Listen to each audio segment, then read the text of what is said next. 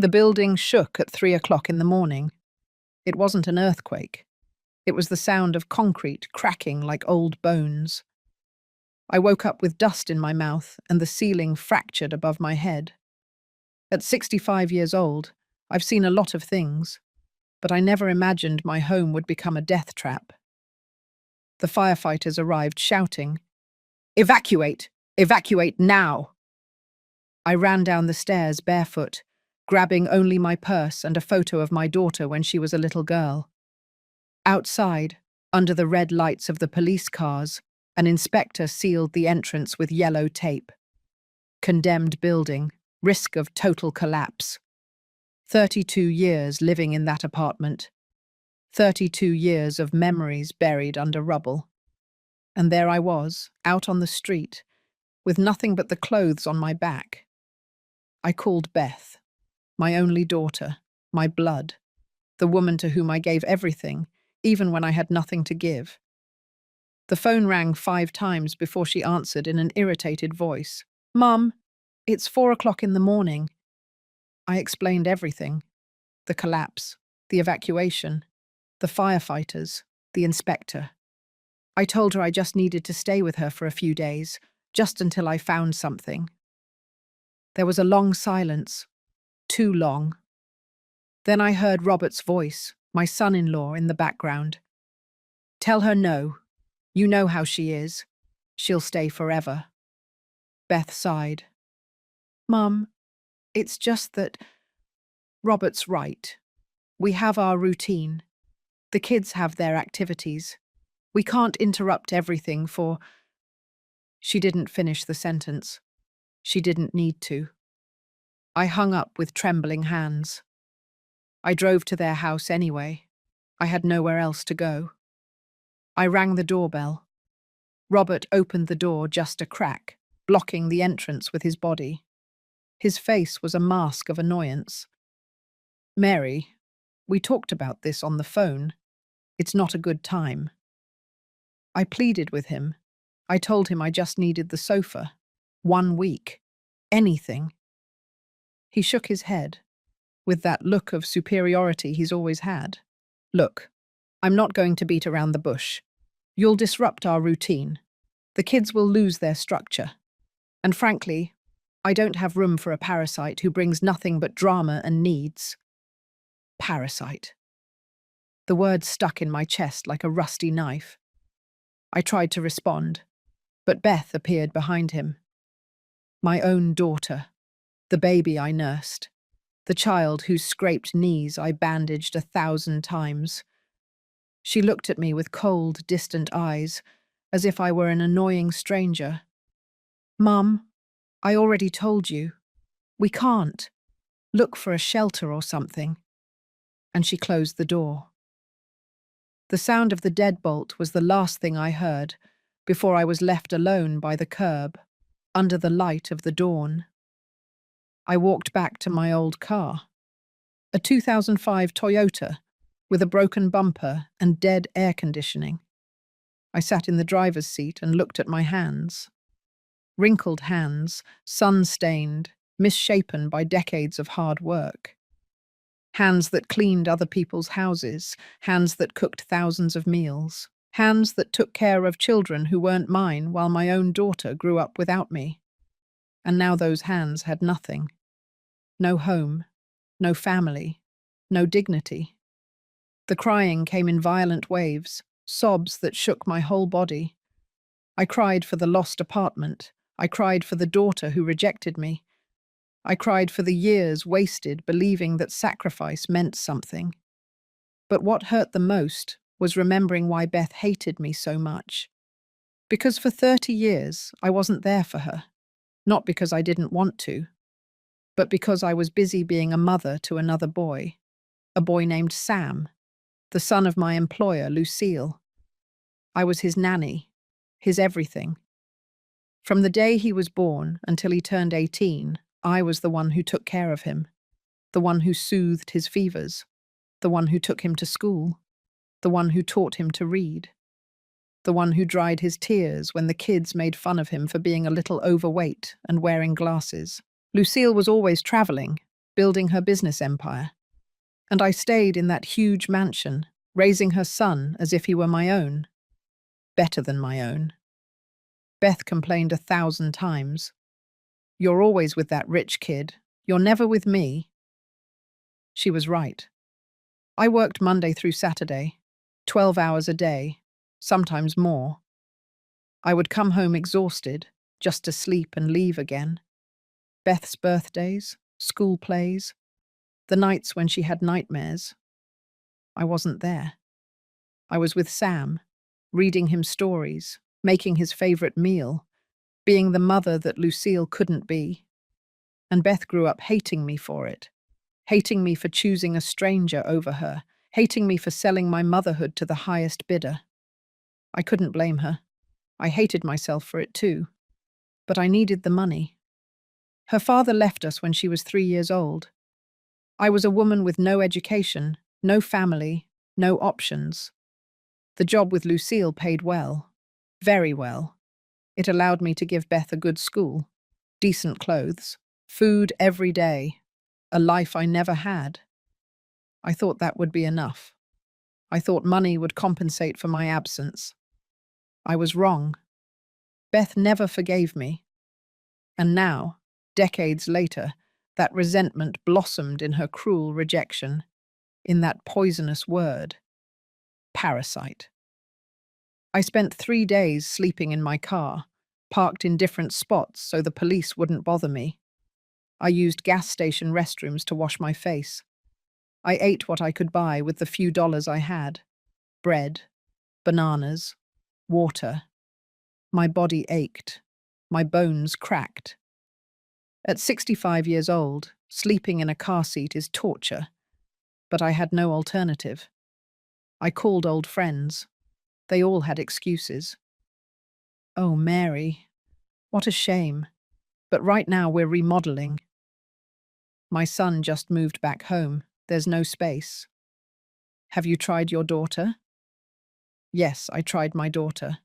And my daughter called me a parasite. On the 4th day, I saw Beth's social media post. A picture of her with her kids, smiling perfectly. The text said, "Family is everything, but real family, not those people who only show up when they need something. Some mothers only know how to be mothers to other people's children. Thank goodness for teaching me what not to be." The comments were worse, her friends applauding. "Exactly, boundaries. How brave to speak your truth. Toxic mothers are the worst." Nobody knew she was talking about me, but I knew. And it hurt more than the rejection at her door, because it was public. It was permanent. It was her version of the story, where I was the villain and she was the victim. That night, sitting in my car under the light of a flickering streetlight, I pulled out my phone. I had a contact saved for years, a number I never dared to dial. Sam Doctor. I saved it when Lucille gave it to me the day I retired.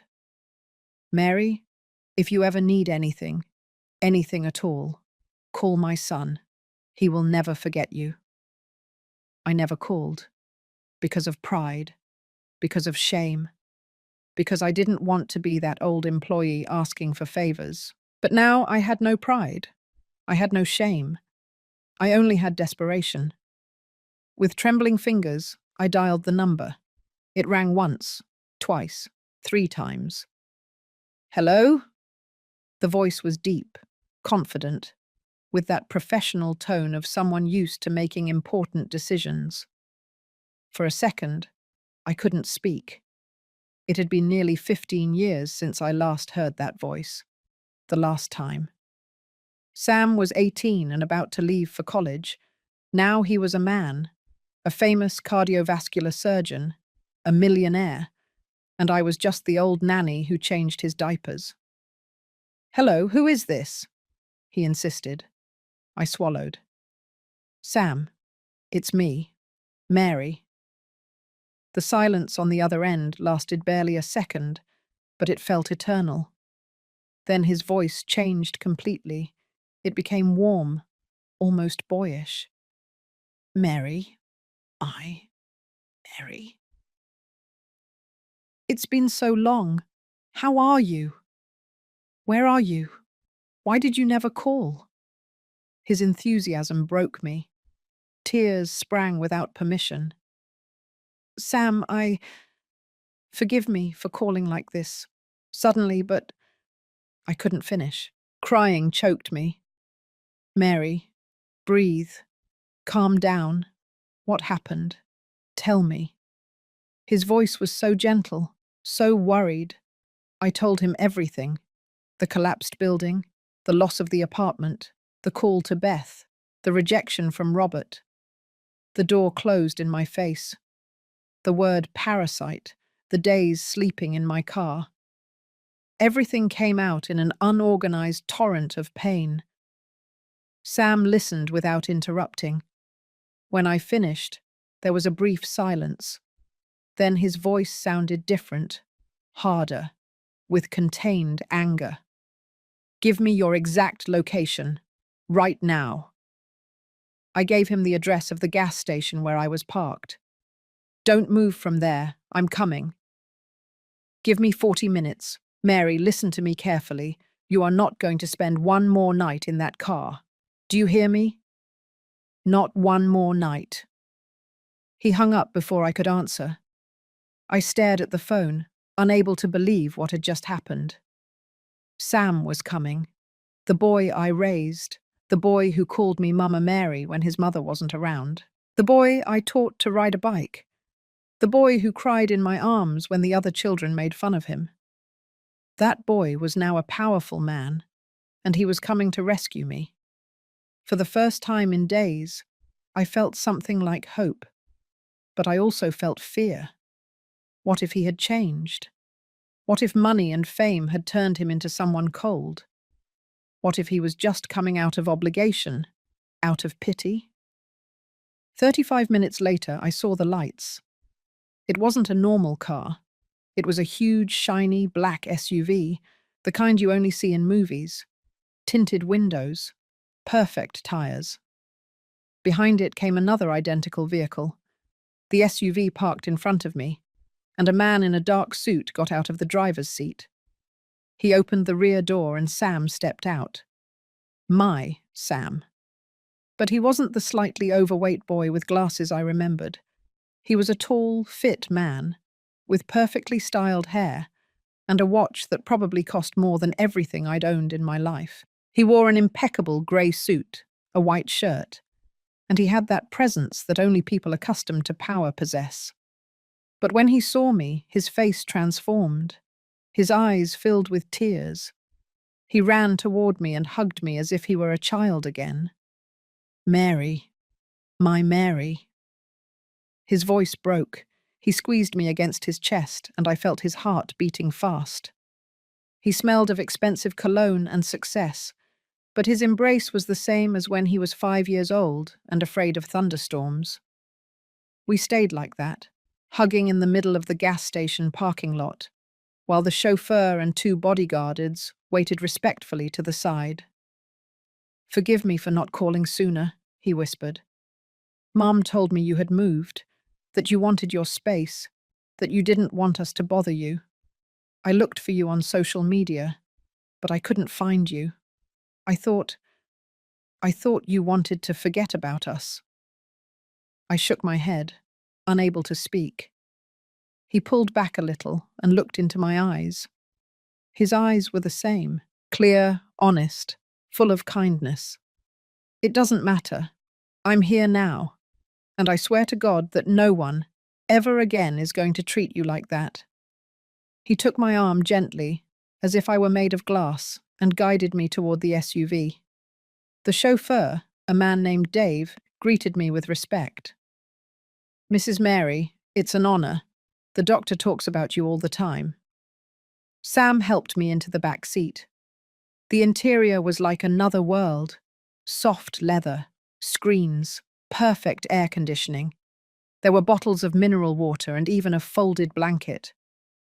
Dave, take us home, Sam ordered, sitting down beside me.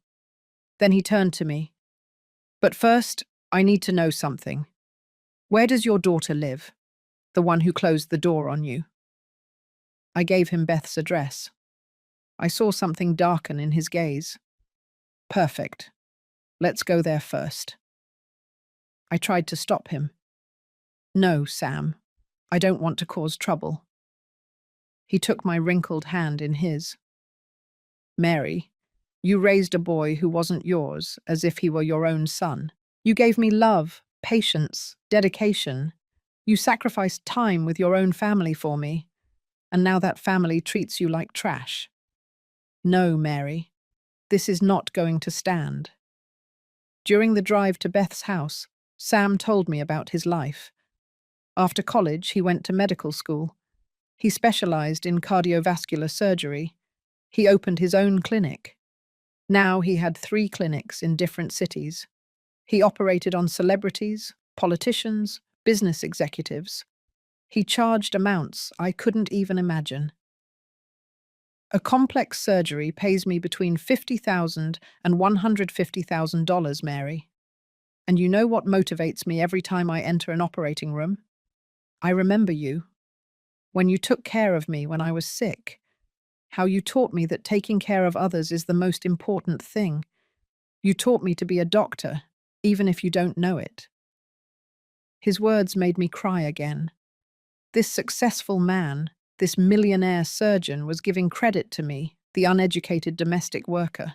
My mum lives in Europe now, he continued. She remarried. She's happy. But she always asks about you. She always says you were the best decision she ever made, that without you, I wouldn't be who I am. I felt strange hearing that. Lucille was always good to me. She paid me well. She respected me. But she was never truly present for Sam. I was his constant.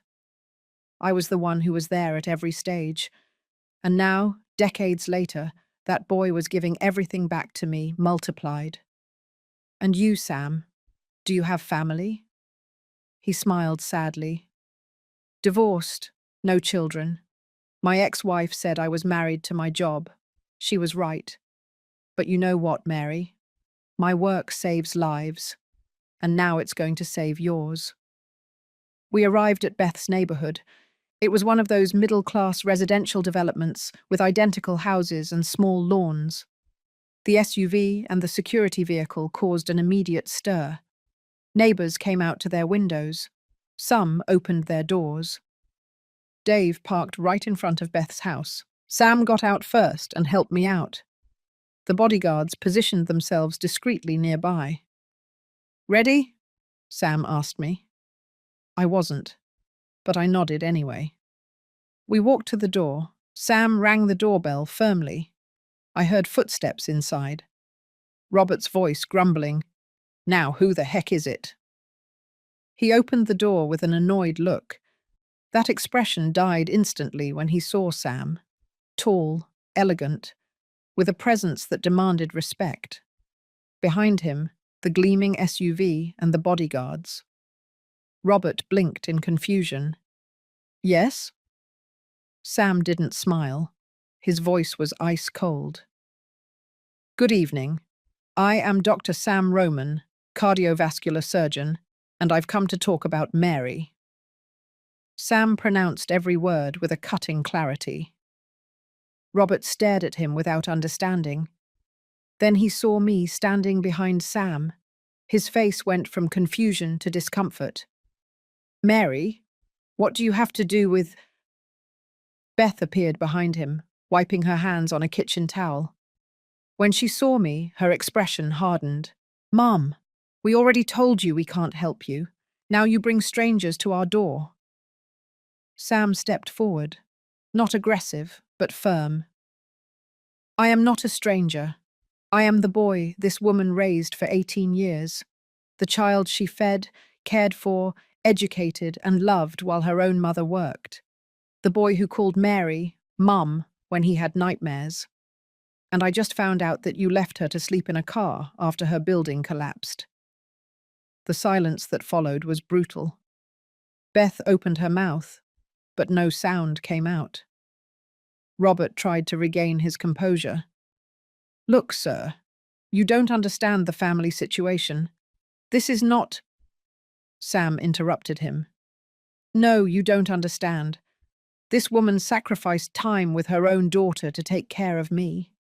She came home exhausted and still made sure that you, he pointed at Beth, had food, clothes, education.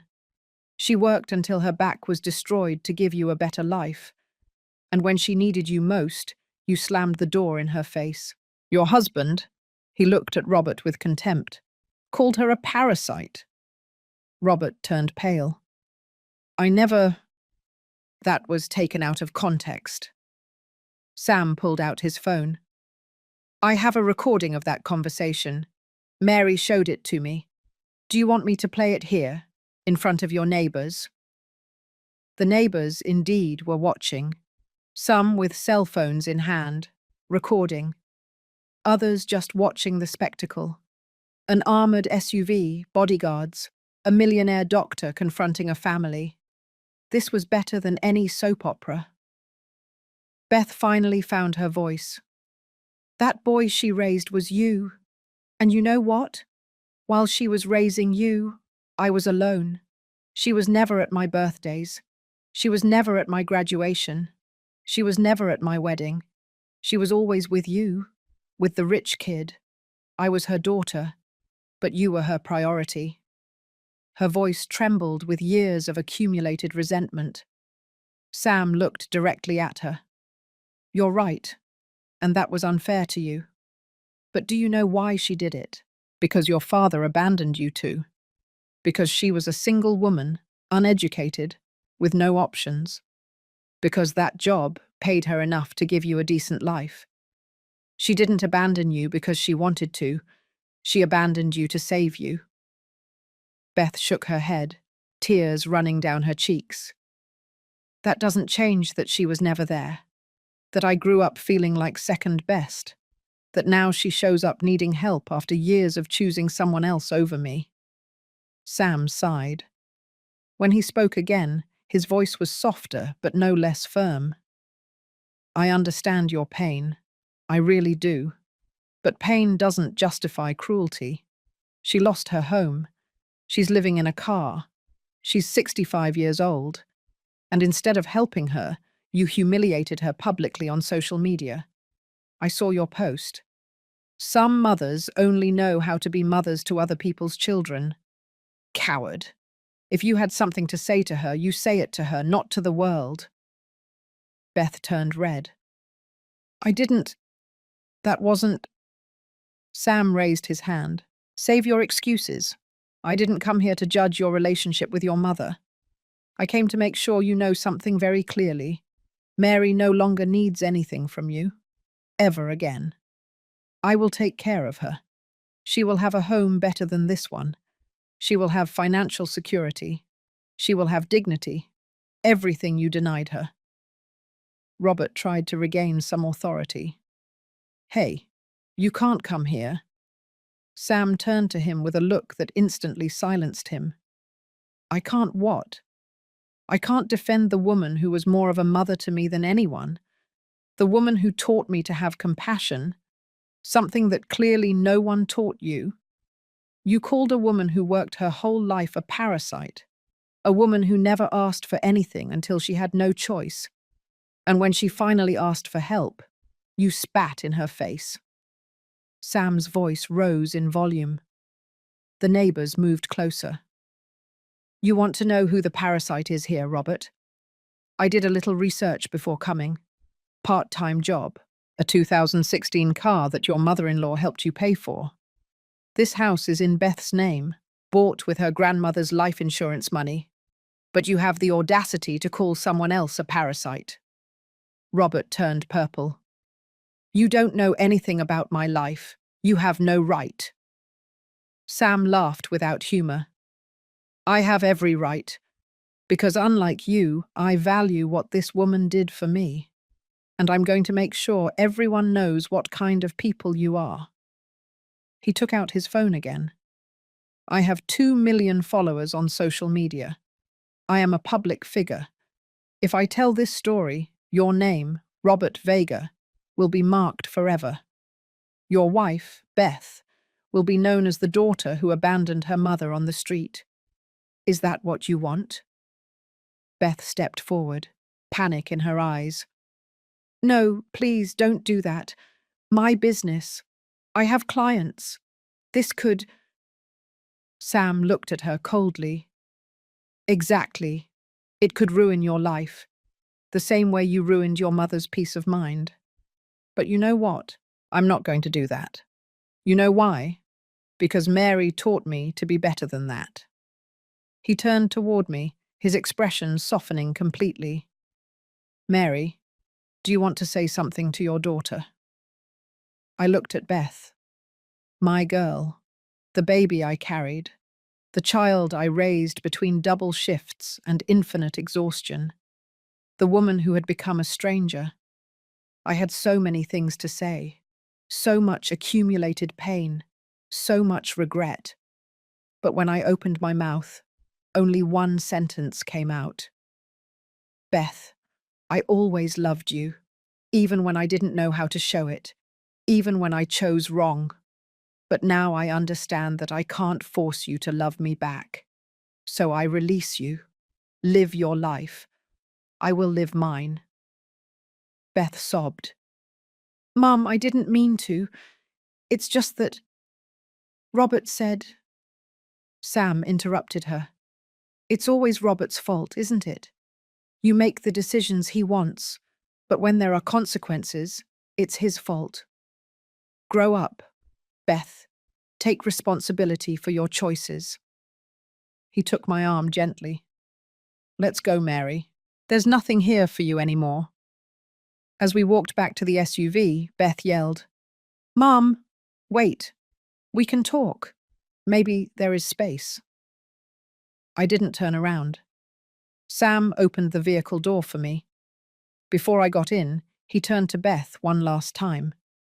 Now there's space. How convenient. But guess what? We don't need it anymore.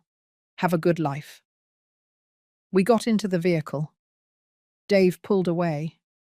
In the side mirror, I saw Beth standing in her yard, crying, Robert trying to get her to go inside the house, the neighbors whispering among themselves. And I felt something strange. I didn't feel triumph. I didn't feel satisfaction. I felt liberation, as if a decades-long weight had finally lifted from my shoulders. Sam squeezed my hand. You're okay. I nodded. Better than I've been in years. He smiled. Good, because now comes the best part. Let's go home. Your new home. I looked out the window as we left Beth's neighborhood behind. The lights of the identical houses, the perfectly ordered lives, all that I had longed to give my daughter, and that in the end meant nothing. Sam spoke again. Mary, there's something I need you to understand. You are not a burden. You never were. You are the reason I am who I am today. Every surgery I do, every life I save carries your imprint. You taught me to care, to have patience, to see people as human beings, not as medical cases. That is priceless. His words broke me in a beautiful way. I cried again, but these tears were different. They weren't from pain. They were from relief, from gratitude, from hope. Thank you, Sam. Thank you for not forgetting me. He shook his head. Impossible to forget you. You are a part of me. The rest of the ride was in silence, a comfortable silence. We arrived at an area of the city that I had only seen in magazines. Tall buildings, modern, with private security. Dave stopped in front of a glass tower that seemed to touch the sky. Do you live here? I asked in astonishment. Sam smiled. We live here, for now. The elevator was glass. I could see the entire city as we went up, lights shining like fallen stars. At 65 years old, I had never been in a place like this. The building smelled like money, like success, like a world completely foreign to mine. Sam noticed my nervousness. Relax. This is your home now, too. The elevator stopped on the 22nd floor. The doors opened directly into a private foyer. Sam used a card to open his apartment door. When we entered, I gasped. It was huge. Floor-to-ceiling windows showed the illuminated city. Elegant but comfortable furniture. A kitchen that looked like it was pulled from a magazine. Everything in shades of grey, white, and cream. Clean, modern, perfect. I know it's a lot, Sam said, taking off his jacket, but I want you to feel comfortable. This will be your house for as long as you need, or forever, if you want. He led me down a hallway to a guest room. It was larger than the living room of my old apartment. It had a huge bed with sheets that felt like clouds. A private bathroom with a tub and a shower with multiple shower heads. An empty closet waiting to be filled. Tomorrow we'll go shopping, Sam explained. Clothes, shoes, everything you need. But for now, rest. There are towels in the bathroom, new toiletries in the drawers. If you need anything, my room is across the hall. Don't hesitate to knock. He left me alone. I sat on the bed and just looked around. 4 days ago, I was sleeping in my car. Today, I was in a luxury apartment. Life could change so fast. I took a long shower. The hot water was perfect. The products smelled of expensive lavender. I put on a robe I found hanging in the bathroom. It was soft as butter. When I came out, there were new athletic clothes on the bed. Grey pants, a white shirt, underwear without tags. Everything in my size. Sam had thought of everything. I got dressed and left the room. I found Sam in the kitchen making tea. He had changed out of his suit into casual clothes, denim jeans and a comfortable shirt. He looked younger this way, more like the boy I remembered. Chamomile or mint? He asked with a smile. Chamomile. We sat in the living room. The windows showed the sleeping city. Sam handed me the steaming cup. Mary, we need to talk about your future, and I want you to be completely honest with me. I nodded. He continued. How much money do you have saved? The question embarrassed me. I looked down. $3,200. That's all. My Social Security is $450 a month. It's not enough even to rent a room. Sam showed no pity, just determination. That's fine. We're going to fix this. But first, I need to know what you want. Do you want to work? Do you want to rest? What makes you happy? I thought about his question. Nobody had asked me that in decades. What made me happy? I liked to cook, I finally said, and take care of plants.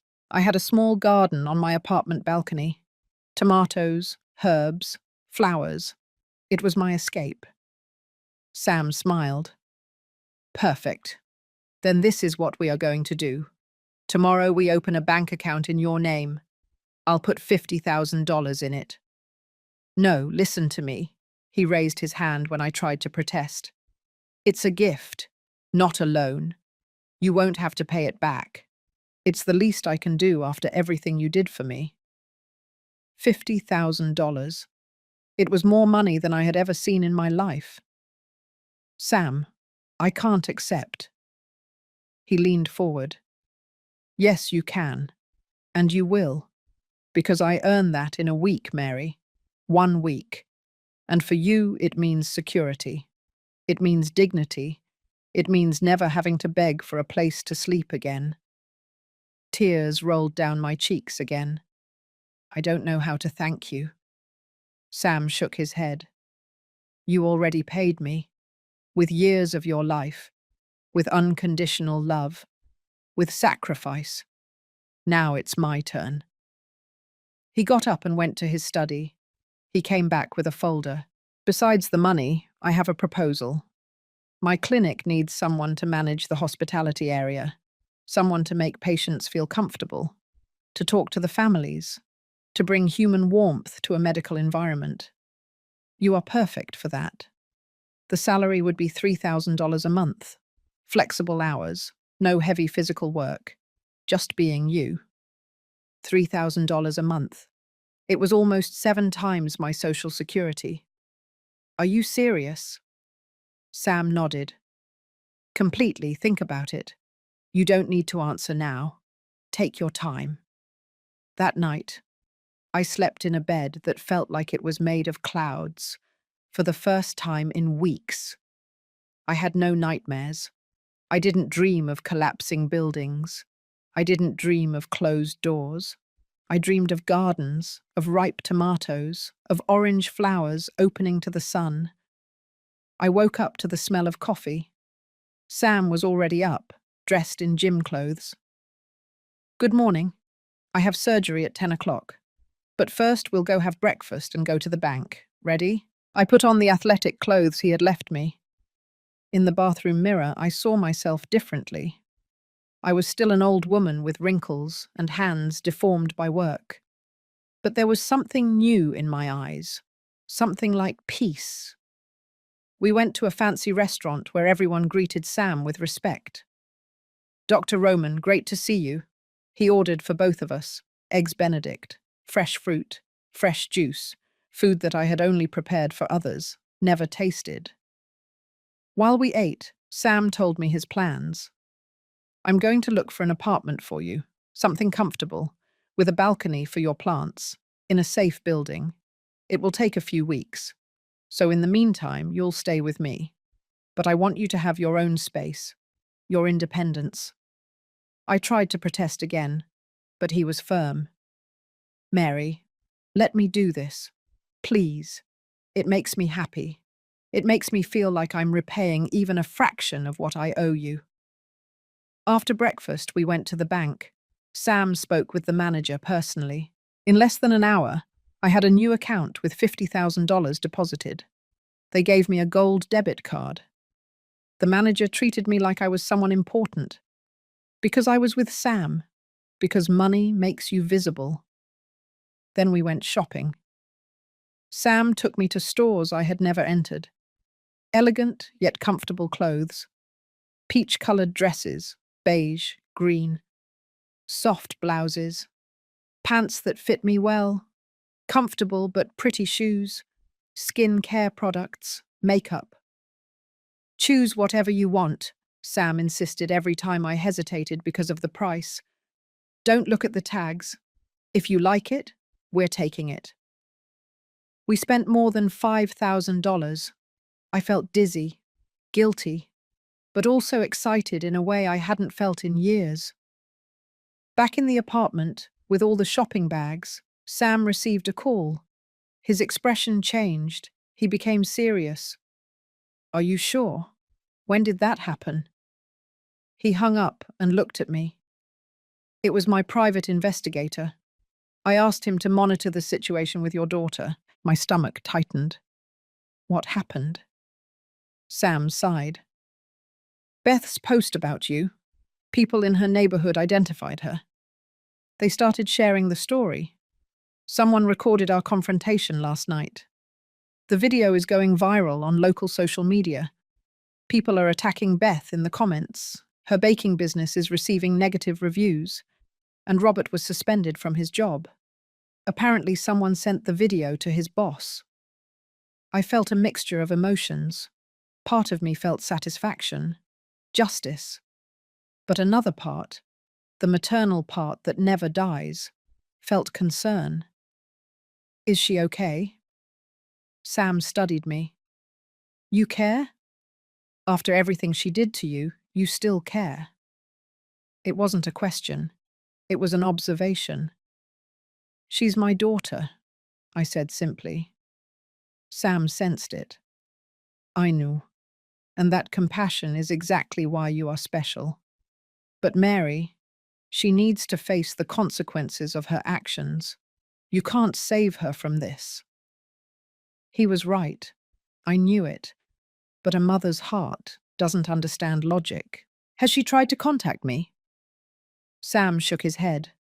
No, but she will. When things get worse, she will. And you need to decide now what you'll do when that moment comes. I sat on the sofa, with all my purchases surrounding me. New clothes, new life, new opportunities. All courtesy of the boy I raised. The boy who turned out to be more of a son than my own daughter. I don't know what I'll do, I admitted. But I do know one thing. I will not beg again. I will not feel less than again. And I will not let anyone call me a parasite ever again. Sam smiled. Good. That's the first step. He got up to leave for his surgery. Before leaving, he turned. Mary, one more thing. Tonight I have a charity gala, formal event, lots of doctors, business executives, important people. I want you to come with me as my guest of honor. My heart skipped a beat. Me? But I don't know anything about those events. I wouldn't know how to behave. Sam laughed. Mary, you have more class in your little finger than all those pretentious people put together. Just be yourself. That's enough. I spent the afternoon preparing for the charity gala. Sam hired a stylist who arrived at the apartment with suitcases full of options. Her name was Amanda, and she had that effervescent energy of someone who loves her job. We're going to make you shine, she promised with a smile. She had me try on several dresses. We finally chose a champagne-colored one that reached my ankles. It was elegant without being ostentatious. The fabric flowed softly when I walked. Amanda did my makeup with an expert hand. Nothing exaggerated, just enhancing my features. You have beautiful eyes, she commented while applying shadow. And your skin has a story. That's beautiful. She styled my silver hair in a soft updo. When she finished, I looked in the mirror and almost didn't recognize myself. It was still me, but a version of me I never knew existed. A version that deserved to be in elegant places. Sam came out of his room in a black tuxedo. He looked like those people who appear in magazines. When he saw me, he stopped dead in his tracks. His eyes filled with tears. You look exactly how you should look, like the important woman you always were. He offered me his arm. Ready to make a splash? I laughed nervously, ready not to make a fool of myself. The dinner was at a 5-star hotel. The event hall glittered with crystal chandeliers, tables decorated with white flowers and candles, people dressed in clothes that probably cost more than a car. I felt like an imposter. But Sam didn't leave my side for a second. We sat at a table near the front. The other guests began to arrive. Sam greeted them with professional familiarity. An older man with a grey beard approached. Sam, my boy, great to see you. Sam stood up and introduced me. Dr. Rudolph, I want you to meet someone very special. This is Mary, the woman who raised me, my second mother. Dr. Rudolph looked at me with surprise, then with genuine respect. It's an honor, Mom. Sam speaks of you frequently. He says you taught him everything important. I didn't know what to say. I just smiled. He exaggerates. I just took care of him. Sam squeezed my hand. I don't exaggerate at all. During dinner, Sam introduced me to dozens of people. Famous doctors, business executives, philanthropists. He told each one the same thing. This is Mary, the most important person in my life. And everyone treated me with a deference I had never experienced, as if my value was written on my forehead simply because Sam declared it. Halfway through dinner, Sam was called to the stage. He was going to give a speech about the importance of cardiovascular health. He walked up with that natural confidence that only people used to public speaking have. He started with statistics, with medical data. But then his tone changed. But I'm not here just to talk about medicine. I'm here to talk about hearts, not the organ, but the human capacity to love and sacrifice. He looked directly toward me. When I was 5 years old, my mother hired a nanny, a woman with no formal education, but with a doctorate in compassion. Her name is Mary, and she is here tonight. The spotlight found me. Hundreds of eyes turned toward me. My heart pounded uncontrollably. Sam continued. Mary worked 12 hours a day. She earned little, but she gave me everything. She taught me to read. She taught me to be kind. She healed me when I was sick. She defended me when other children made fun of me. She made me feel valuable when I didn't believe it. His voice cracked slightly. And 1 week ago, when her building collapsed and she lost everything, her own family slammed the door in her face. They called her a parasite. They left her to live in a car, at 65 years old.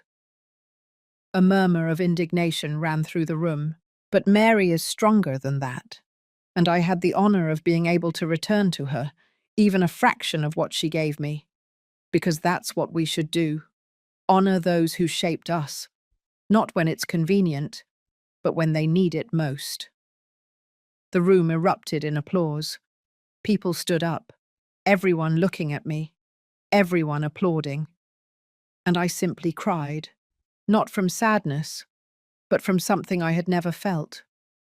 Validation, recognition, worth. After the speech, dozens of people approached our table. They wanted to talk to me. They wanted to know my story. An older woman named Letitia took my hands. I was a domestic worker for 40 years too. I raised 3 children who weren't mine. None of them ever came back to look for me. Seeing this gives me hope. I squeezed her hands back. Our work mattered. Even if no one else sees it, we know the truth. Sam was beside me, smiling with pride. A local newspaper reporter approached. Dr. Roman, could I ask you a few questions about your speech? Sam looked toward me. Only if Mary agrees. I nodded. The reporter pulled out his recorder. Mrs. Mary, how does it feel to be publicly honored this way?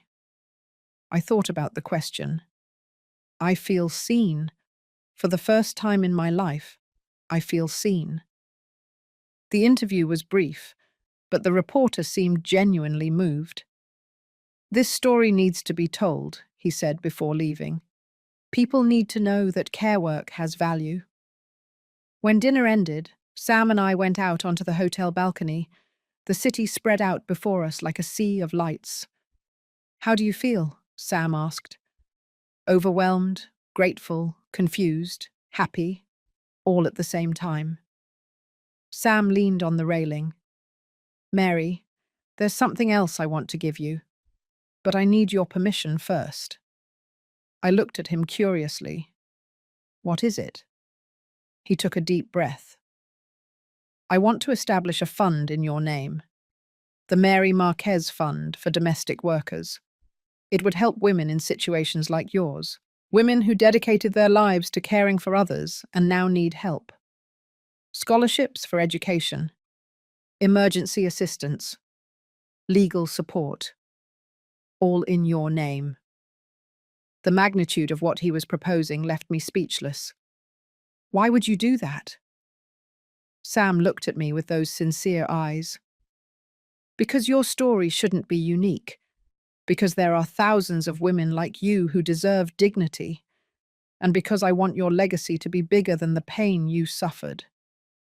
I couldn't speak. I could only nod. Sam hugged me. Then it's decided. I'll start the paperwork tomorrow. We stayed on the balcony for a little while longer, in silence, simply existing in that perfect moment. Back at the apartment, I checked my phone. I had 17 missed calls from Beth, 8 text messages, all urgent, all desperate. Mum, please answer. Mum, I need to talk to you. Mum. Everything is falling apart.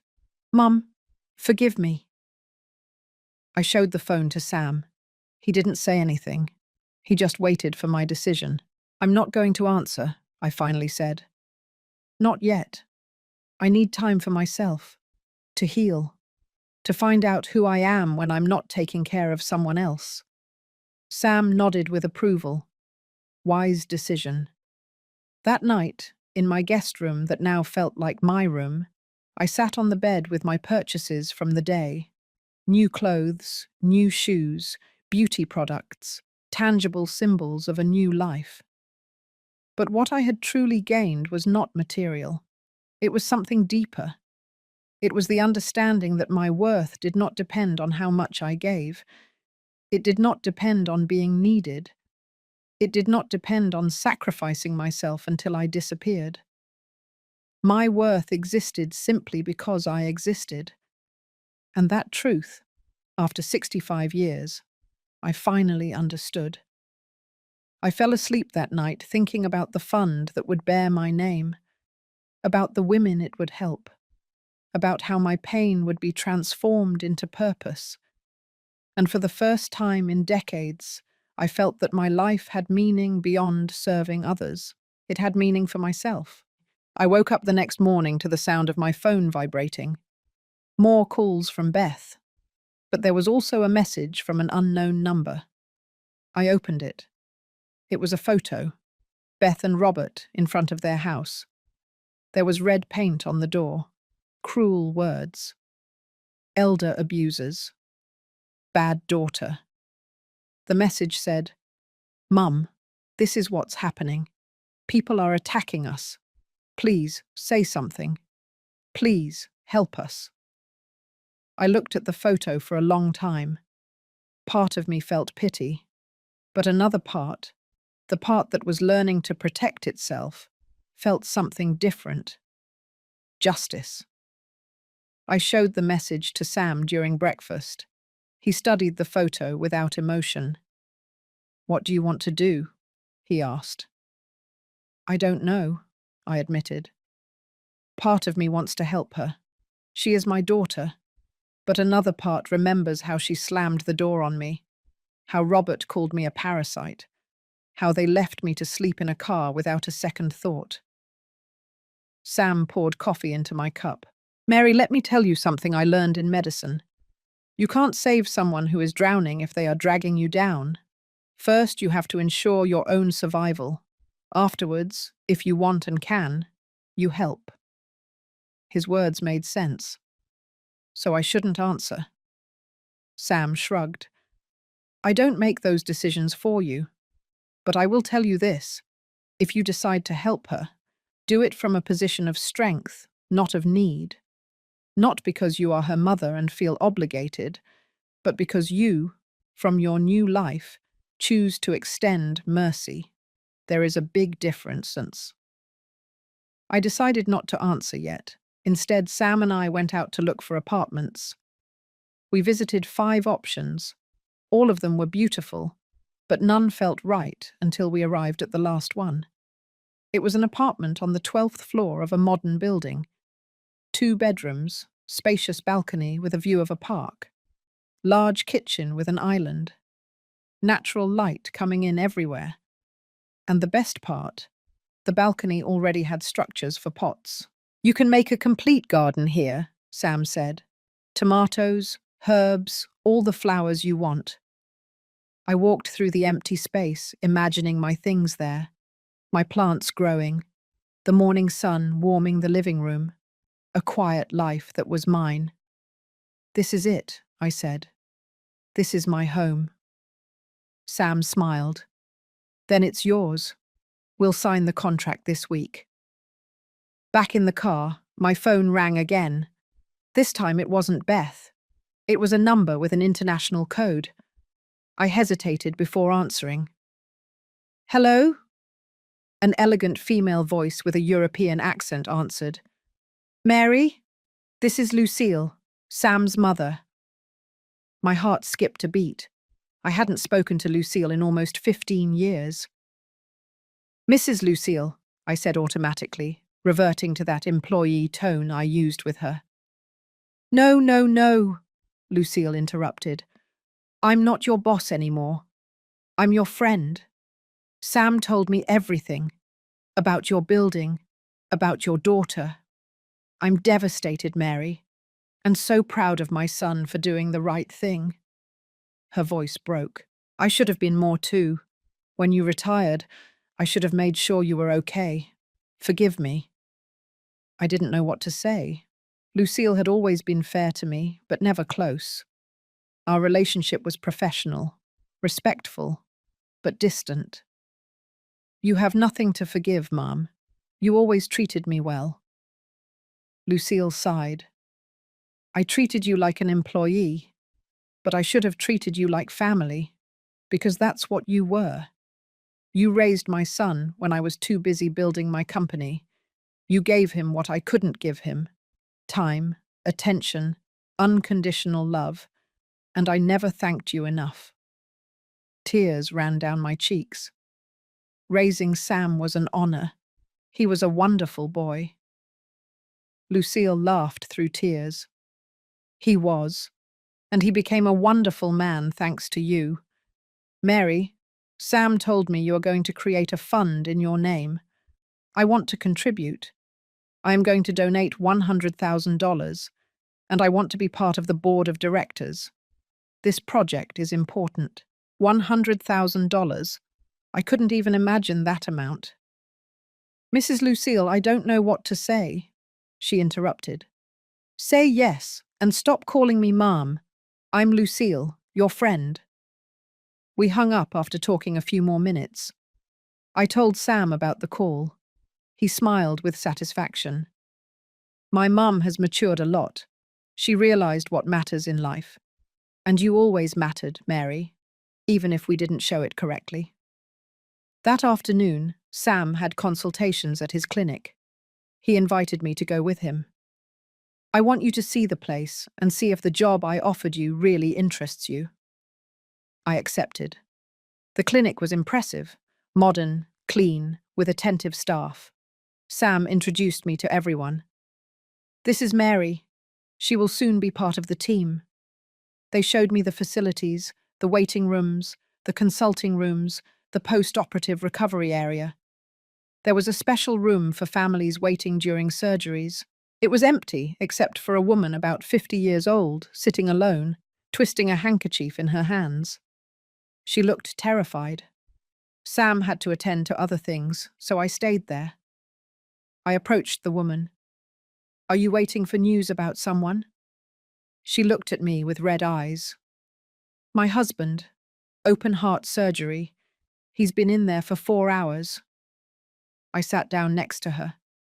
He's in good hands. Dr. Roman is the best. She nodded, but she was still shaking. I'm scared. What if he doesn't wake up? What if this is the last time I saw him? I took her hand. I understand that fear, but you can't live in it. And yes, you have to trust. Your husband is fighting. The doctors are fighting. You need to be strong for when he wakes up and needs you. We talked for almost an hour. I told her stories. I distracted her. I made her laugh a little. When the assistant doctor finally came out with good news, the woman hugged me, crying. Thank you. I don't know who you are, but thank you for being here. Sam observed everything from afar. Afterwards, he told me, That is exactly what I need here. Someone to humanize this place, to remember that we are not dealing with patients. We are dealing with scared people and families. I officially accepted the job. I would start in 2 weeks, after moving into my new apartment. Sam was right. I was good at this. I didn't need medical degrees to know how to take care of people. That night we had dinner in the apartment. Sam cooked pasta. We talked about everything and nothing, about his dreams of expanding the clinic, about my plans for the balcony of the new apartment, about how absurd life was. A week ago you were sleeping in your car, Sam observed. Today you have a new apartment, a job, and a charity fund with your name on it. Life can change quickly. For better or for worse, I added. Yes, he agreed, but I think it's finally your turn. For the better, period. My phone vibrated again. Beth. Again. This time I answered. Hello, Beth. Her voice sounded desperate. Mum. Finally. Please. I need you to do something. People are attacking us. Someone put our information on the internet. We are receiving threats.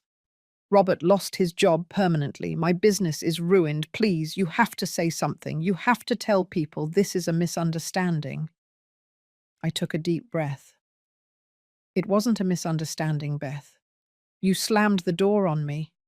Robert called me a parasite. Those are facts. She sobbed. I know, and I'm sorry. I was angry. I had old resentments, but we don't deserve this. The children are scared. Neighbors are yelling at us in the street. This is too much. And when I was sleeping in my car, it wasn't too much, I asked calmly. When I was on the street without a home, it wasn't too much. Beth had no answer. Mum, please, I'm your daughter. Those words hurt me. You are, and I loved you the best I could, but you decided that love wasn't enough. You decided I was a burden, a parasite. Now you have to live with the consequences of your decisions. There was a long silence. You're not going to help me? Her voice was barely a whisper. I didn't say that. But if I decide to help you, it will be on my terms, not because you demand it, not because you are my daughter and feel entitled, but because I, from my position of strength, choose to do it. Do you understand the difference? Beth breathed raggedly. Yes, I understand. I hung up. Sam was looking at me from across the table. Are you going to help her? He asked. Maybe, eventually. But first she needs to understand something.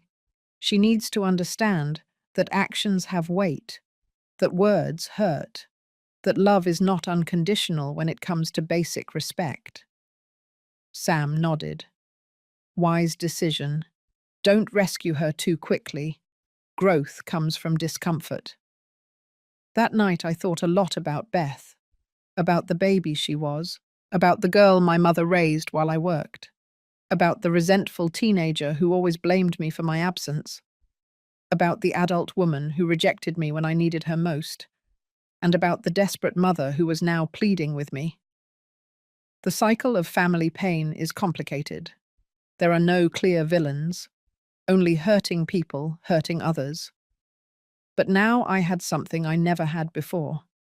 I had options, I had power, and I had the ability to choose how to respond, not out of necessity, but out of abundance.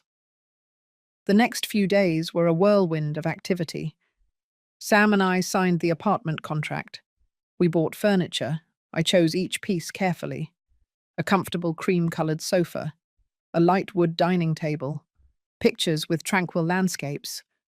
Everything I chose reflected the peace I was seeking. Sam insisted on buying the best.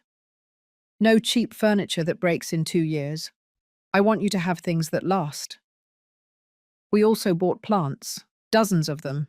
Cherry tomatoes, basil, rosemary, lavender, brightly coloured flowers. The nursery employee looked at me strangely as we filled 3 carts. Are you opening a botanical garden? He joked. Something like that, I replied with a smile. Moving day arrived. I had no things to bring from my old apartment. Everything had been lost in the collapse. So this apartment was filled only with new things, a completely new life. No weight from the past. Sam helped me organize the plants on the balcony. We got our hands dirty, planting each one carefully. He looked happy, relaxed. I don't remember the last time I did something like this, he commented, wiping the dirt from his hands. I'm always at the hospital or in meetings. This is therapeutic. We worked all afternoon. When we finished, the balcony looked beautiful, green and alive, full of promises of growth. That night, Sam left for his apartment, and I stayed alone in mine for the first time. The silence was different. It wasn't the terrifying silence of being abandoned. It was the peaceful silence of being home. I made tea. I sat on my new balcony. I watched the city lights. And I cried. But this time, out of gratitude. At 65 years old, I finally had a home that was truly mine. The next day, my training at the clinic began. Sam introduced me to the medical staff. Mary will be our new family hospitality coordinator. She will be responsible for emotionally supporting families during medical procedures. Her office will be next to the surgical waiting area. They gave me a uniform. It wasn't a nurse's uniform. It was comfortable professional clothing. Sand-colored pants and a white blouse with the clinic's logo. A name badge with my name. Mary Marquez, hospitality coordinator. The first family I assisted was waiting while their 80-year-old father was having surgery. 3 adult children, all nervous, all checking their phones obsessively. I introduced myself. I offered them coffee. I explained the process. I gave them updates every hour, even if there was no new news, just so they knew they weren't forgotten. One of the children, a man about 40 years old named Joe, thanked me with tears in his eyes. My dad has been in 5 different hospitals. Nobody ever took the time to explain to us what was going on. You are the first person who treats us like humans, not like nuisances.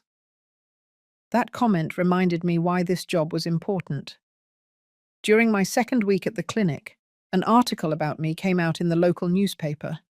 The reporter from the charity gala had written my story. From domestic worker to inspiration, the story of Mary Marquez. The article told everything. My life taking care of Sam, my daughter's rejection, Sam's intervention, the fund that would bear my name. The response was overwhelming. My phone wouldn't stop ringing with unknown numbers, media outlets wanting interviews, organizations wanting to collaborate with the fund, and most surprisingly, dozens of women like me. Domestic workers, nannies, caregivers, all sharing their stories. A woman named Amanda wrote me a long message.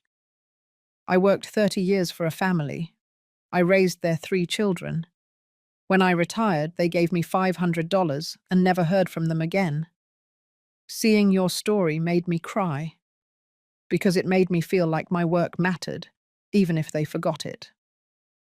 I read dozens of similar messages, stories of silent sacrifice, of unrequited love, of invisible work. And I understood that my story was not just mine, it was the story of thousands of women. The Mary Marquez Fund became official 3 weeks after moving into my apartment. Sam organized a press conference. Lucille flew in from Europe to be present. Media from all over the region attended. Sam spoke first. This fund honors the women who build societies from the shadows, the ones who care for our children, the ones who maintain our homes, the ones who sacrifice everything for families that often forget them. Lucille spoke next. I was one of those people who forgot, who took Mary's love and dedication for granted. This fund is my way of compensating for that blindness, and I hope it inspires others to honor the people who shaped them. Then it was my turn to speak. I was terrified. I had never spoken in front of cameras. But Sam squeezed my hand and gave me courage. My name is Mary Marquez. I am 65 years old. I worked as a domestic worker and nanny for 40 years. I cleaned houses, I cooked meals, I raised children, and when I could no longer work, almost no one remembered me. But one person did, and that one person changed my life. My voice trembled, but I continued. This fund is not for me. It is for the thousands of women like me, the ones who give everything and receive little, the ones who deserve dignity in their old age, the ones who built their lives taking care of ours. If my story serves for anything, I hope it is to remind us that we must honor those who honored us with their service. The room erupted in applause, cameras flashed, and I, an old domestic worker with no formal education, was changing conversations. The fund began receiving donations immediately, not just from rich people, also from ordinary people who gave $10, $20, $50. Each donation came with a message. In honor of Guadalupe, who raised me. For Mercedes, who took care of my grandmother. For Josephine, who was never forgotten. Each name represented a story, an invisible woman finally being seen. One afternoon, while organizing documents in my clinic office, I received an unexpected visit. It was Beth. She looked terrible, swollen eyes, wrinkled clothes, thinner. I stood up immediately. "What are you doing here?" She looked around nervously. "I saw the article. I saw the news. Everyone is talking about you. Mom, you are famous." I didn't know whether to laugh or cry at the absurdity of her observation. "I didn't come for fame, Beth. I came because I had no other option. You made sure of that." She flinched as if I had hit her. "I know. And I'm sorry. Mum, I'm so sorry for everything. Robert and I are in therapy. We realized a lot of things about how we treated you, about how we let old resentments dictate our actions." She sat down without being invited. "My business is destroyed. Robert is unemployed. We lost friends. People hate us. And we deserve every consequence. But Mum, the children, your grandchildren, they don't deserve to suffer for our mistakes. They ask about you. They saw your photo in the newspaper and asked why their grandmother never comes to visit them." That hurt me. My grandchildren. 2 children I barely knew because Beth always made excuses for me not to visit. "I wasn't welcome in your house, remember?" Beth nodded miserably. "I know. But things have changed. I have changed. This experience broke me. Mum, it forced me to see who I became. And I don't like that person." She wiped her tears. "I didn't come to ask for money, or to ask you to fix our reputation. I came to ask for your forgiveness. Truly, unconditionally. You deserve to hear it. I treated you horribly, and I have no excuse. My childhood pain does not justify my adult cruelty." I looked at her for a long time. This broken woman in front of me was my daughter, the baby I gave birth to. But she was also the woman who called me a parasite. Both truths existed simultaneously. "I accept your apology," I finally said. "But that doesn't mean everything is okay. I need time. Beth, I need to heal." She nodded. "I understand. Just, could I see you sometimes? Maybe grab coffee? Get to know your new life?" I thought about her request. Maybe, eventually, but on my terms. Beth got up to leave. At the door, she turned. "Mum, I'm proud of you. I know I don't have the right to be after everything.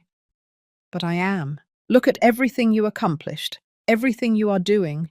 You are incredible." Her words surprised me. "Thank you." When she left, I sat at my desk processing the conversation. Sam appeared minutes later. "I saw your daughter leaving. Are you okay?" I nodded. "I think so. It's weird. Part of me wants to forgive her completely, but another part is still furious."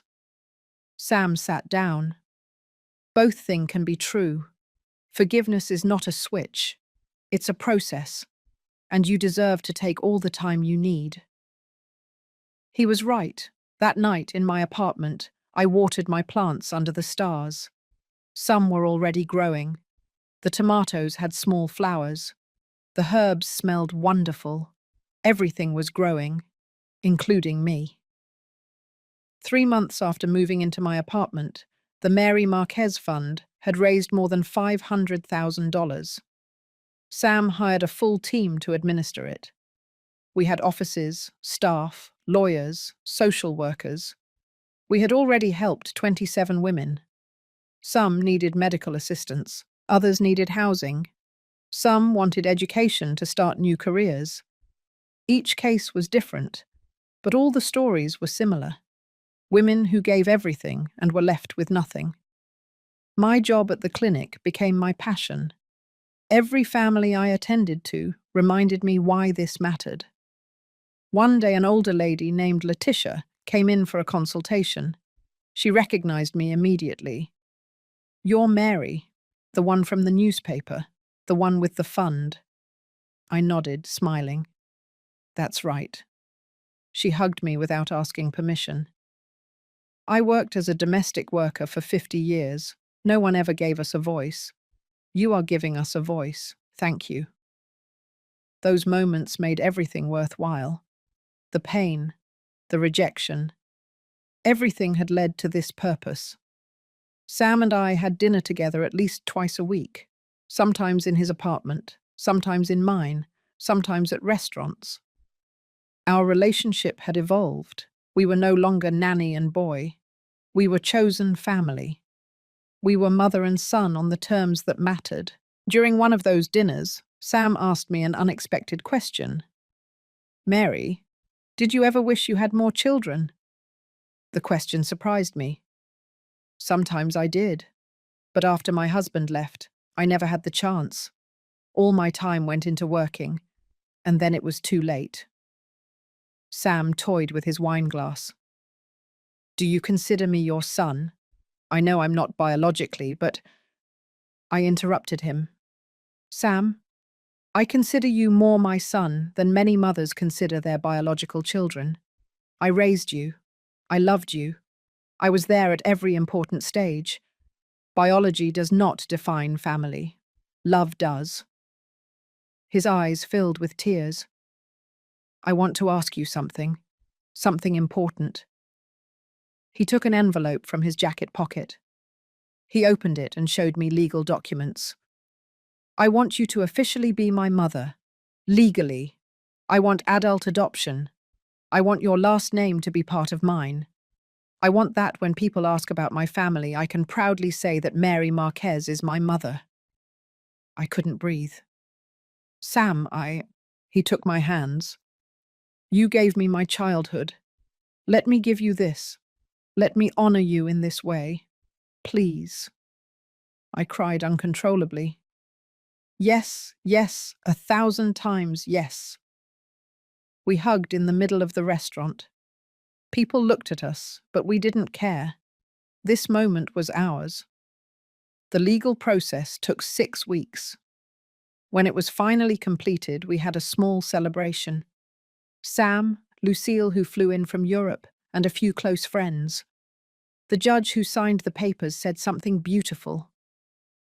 "I have processed many adoptions, but this one is special, because it is not about giving a home to a child.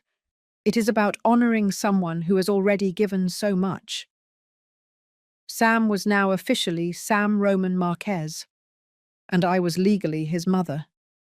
At 65 years old, I finally had the son I always deserved. Beth found out through the news. She called me crying. "You adopted that man, but you ignore me, your blood daughter." I took a deep breath before answering. "Beth, Sam never slammed a door in my face. He never called me a parasite. He never left me to sleep in a car. He honored me when you humiliated me. That is the difference." She sobbed. "So I'm not your daughter anymore?" Her question broke my heart. "You will always be my daughter. But now I understand that I can love someone and still protect myself from them. I can eventually forgive without forgetting. And I can choose who is close to me based on how they treat me." There was a long silence. "Is there any way to fix this?" she asked in a small voice. "Yes, I replied. But it requires time. It requires you to show real change, not just words. It requires you to understand that forgiveness is earned, not demanded. Beth breathed raggedly. I'll do whatever it takes. We hung up.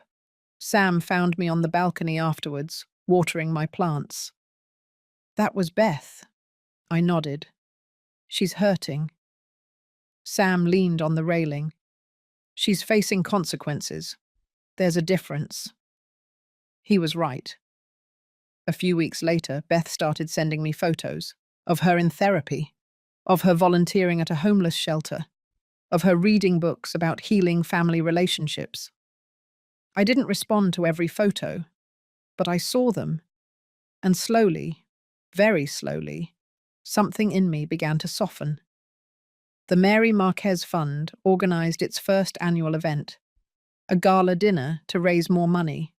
More than 300 people attended. Business executives, doctors, politicians. But domestic workers also attended. We invited them for free. We seated them at the best tables. During the event, we invited 5 women to the stage, women we had helped. One by one, they told their stories. Rose, 62 years old, who received urgently needed hip surgery. Amanda, 58 years old, who was studying to be a nursing technician thanks to a scholarship from the fund. Letitia, 70 years old, who finally had a decent apartment after living in a rented room without windows. Each story brought tears. Each story showed that this fund was changing real lives. When it was my turn to speak, I looked at the audience. I saw Sam in the front row, smiling with pride. I saw Lucille next to him. I saw the domestic workers crying. I saw powerful people finally paying attention. 6 months ago, I was sleeping in my car, I began. Today I am here in front of you because someone remembered me. Someone valued my work. Someone gave me back the dignity that others took from me. I paused. But not everyone has a Sam in their lives. Not all women who sacrificed were rescued by the children they raised. That's why this fund exists. To be that Sam for women who have no one. I pointed to the women on the stage. These women built families. They cleaned homes. They cared for the sick. They raised generations.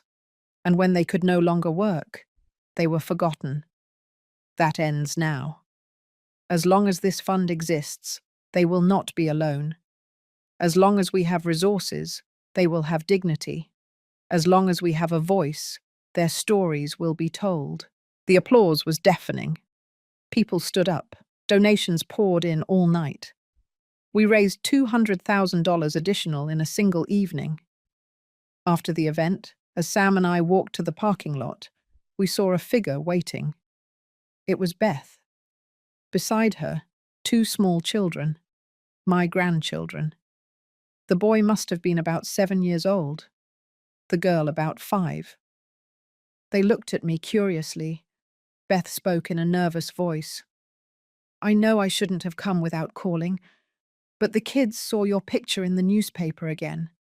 They've been asking about you, and I thought maybe. Sam looked at me, waiting for my reaction. I looked at my grandchildren. The girl smiled at me shyly. The boy asked, Are you our famous grandma? Something broke inside me, or perhaps it was repaired. I knelt down to their height. Yes, I am your grandmother, and I am so sorry I haven't been present before. The girl hugged me without hesitation. The boy joined in afterwards, and there, in the parking lot, I hugged my grandchildren for the first time in years. Beth cried in silence. Sam smiled. And I understood something important. Forgiveness doesn't mean forgetting. It means choosing not to let the pain of the past steal the possibility of the future. The following months were a slow process of rebuilding. Beth and I did not go back to what we were before, because we never had a true relationship to restore. Instead, we built something new, something based on mutual respect, not on obligation. We met once a week for coffee. At first, the conversations were awkward, full of heavy silences and repeated apologies. But little by little, we found common ground. We talked about the children, about her work. She had started a small business from home, about my work at the clinic. Robert did not come to these meetings. Beth explained that he was working on himself, that he understood he had caused irreparable damage, that he didn't expect my forgiveness, but respected it. I appreciated his absence. I wasn't ready to see him. Maybe I never would be. My grandchildren became an unexpected light in my life. I saw them every 2 weeks. I went to their soccer games, to their school plays. I taught them to cook in my apartment. I showed them my balcony garden. The boy, whose name was Dave, like Sam's chauffeur, was fascinated with the plants. "Grandma, look, the tomato grew," he told me excitedly every time he came over. The girl, Amanda, was an artist. She painted pictures to decorate my apartment.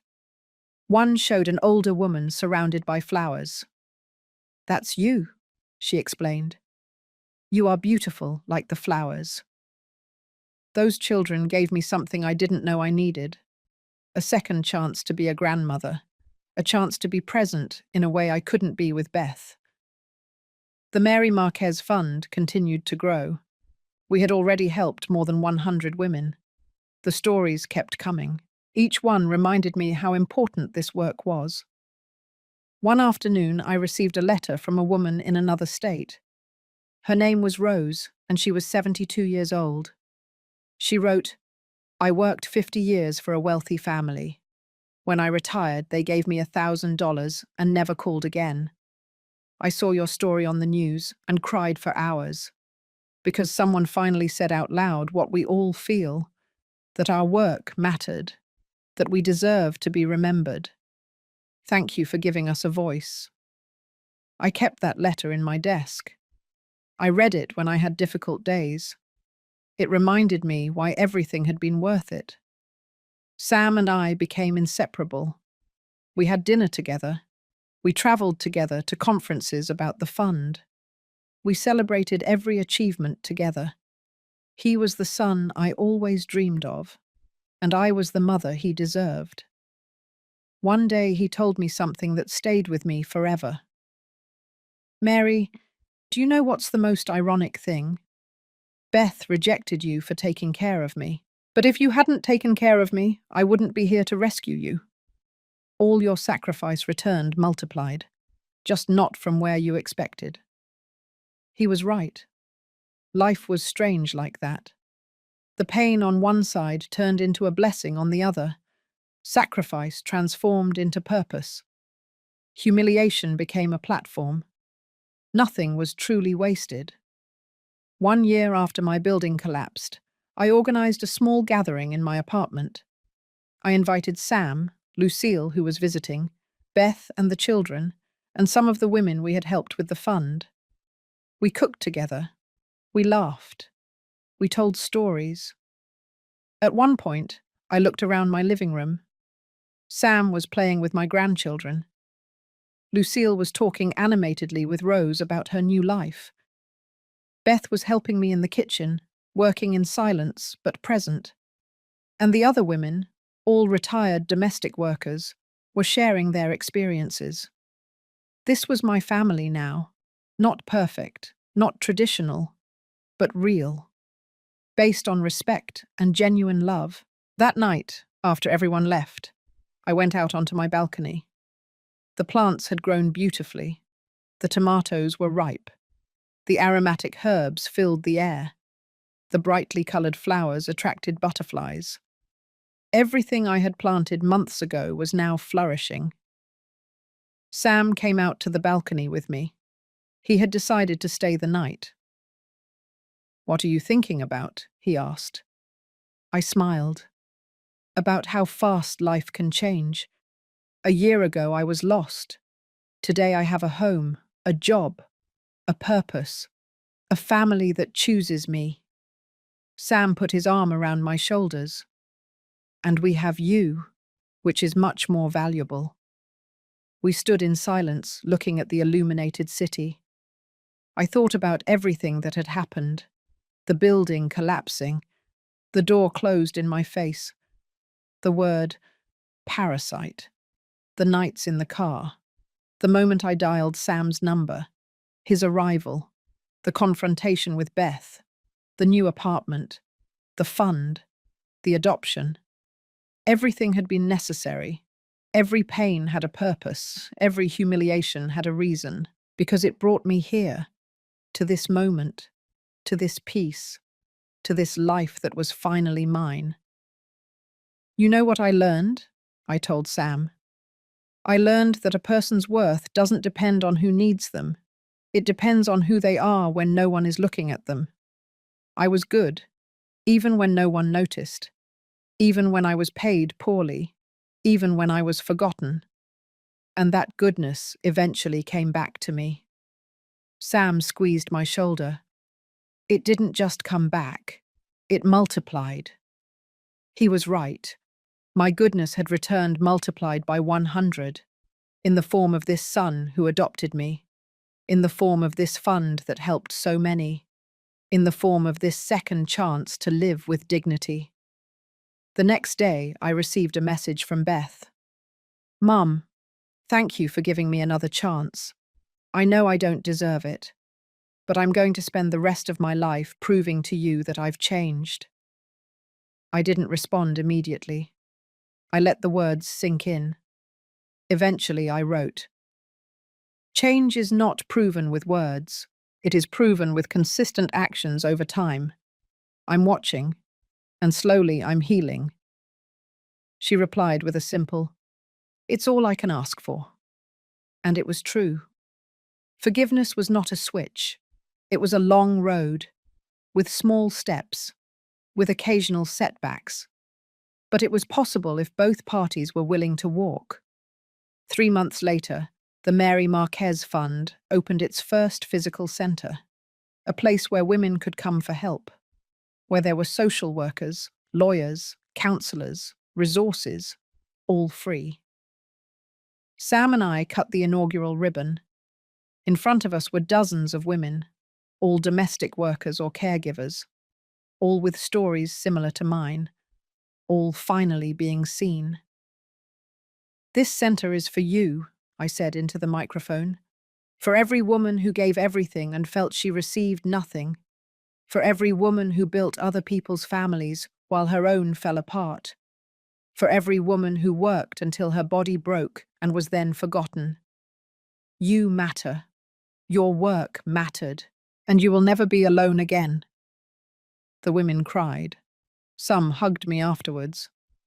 An older woman whispered to me, Thank you for reminding the world that we exist. That night, in my apartment, I wrote in my diary something I had learned. Justice doesn't always come as we expect. Sometimes it comes late. Sometimes it comes from unexpected sources. But when it arrives, it heals more than just the present. It heals the past, too. I looked at my reflection in the window. A 66-year-old woman looked back at me. Completely silver hair, wrinkles that told stories, hands deformed by decades of work. But bright eyes, straight back, genuine smile. This was me now. Not a victim, not a martyr, not a parasite. Just Mary. A woman who survived, who got up, who turned her pain into purpose, and who finally, after 66 years, learned her own worth. The phone rang. It was Sam. Everything okay? Do you need anything? I smiled. No, my son. Everything is perfect, and I truly meant it. For the first time in my life, everything was exactly where it should be. I hung up and went out onto the balcony one last time. The stars shone above. The plants whispered with the breeze. The city pulsed with life below. And I was at peace. Finally home. Finally complete. Finally free. And if anyone were to ask me what I would do differently, the answer would be nothing, because every moment of pain brought me here, to this perfect place, to this beautiful life, to myself. And that, finally, was enough.